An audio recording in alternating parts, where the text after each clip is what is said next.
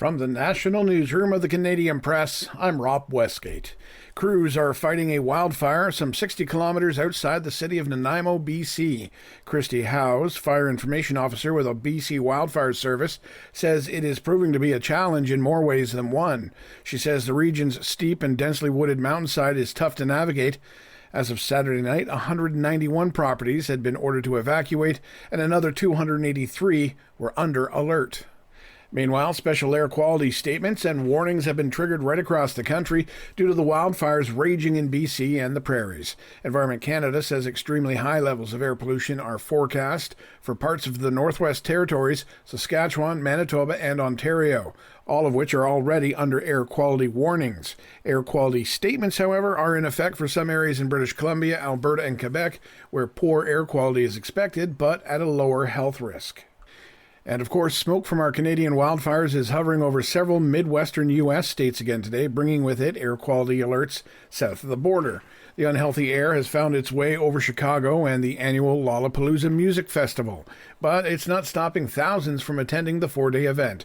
Reporter Lisette Nunez is there. People tell us they are aware of the haze. Some say they will take extra precautions, just making sure that they are hydrated and also take breaks when they need to. We did see at least one person wear masks here at Lolla, and doctors that we have been speaking to all week say that people with respiratory conditions such as asthma, they just need to take it a little bit easy. Lollapalooza wraps up today with Sabrina Carpenter and A$AP Rocky headlining.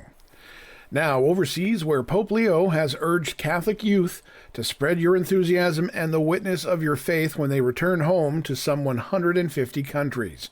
The morning's Mass outside Rome closed off a week-long encounter with the next generation of faithful. Leo also appealed for peace in strife-torn countries around the world. We are with the young people of Gaza.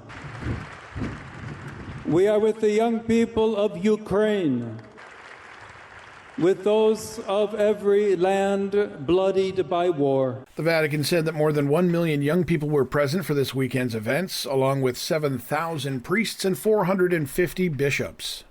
And finally, SpaceX delivered a new crew to the International Space Station in just 15 hours.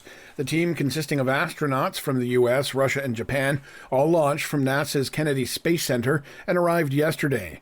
For NASA's Zena Cardman, this was her first trip into space. This has been the absolute journey of a lifetime. We are so incredibly grateful to be here. Thank you so much for this warm welcome. The group's arrival temporarily puts the space station population at 11, with SpaceX planning to bring previous crew members back as early as Wednesday. This is the Canadian Press. In sports, it was billed as a clash between the CFL's top two teams, but the Saskatchewan Roughriders proved a class above, defeating the Montreal Alouettes 34-6. Riders QB Trevor Harris threw for 289 yards and 2 touchdowns, improving the club's record to 7-1 on the season. The Owls are 5-3. Elsewhere, Hamilton beat Edmonton 28-24.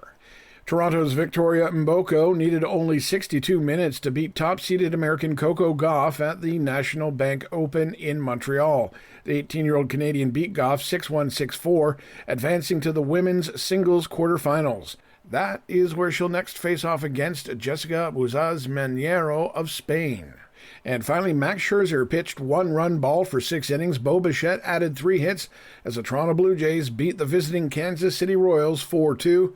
The Jays, who had lost 5 of their last 6, remain atop the AL East standings. From the Canadian Press, I'm Rob Westgate. Thanks for listening. Don't forget to follow and subscribe. For more of today's top stories, visit thecanadianpressnews.ca.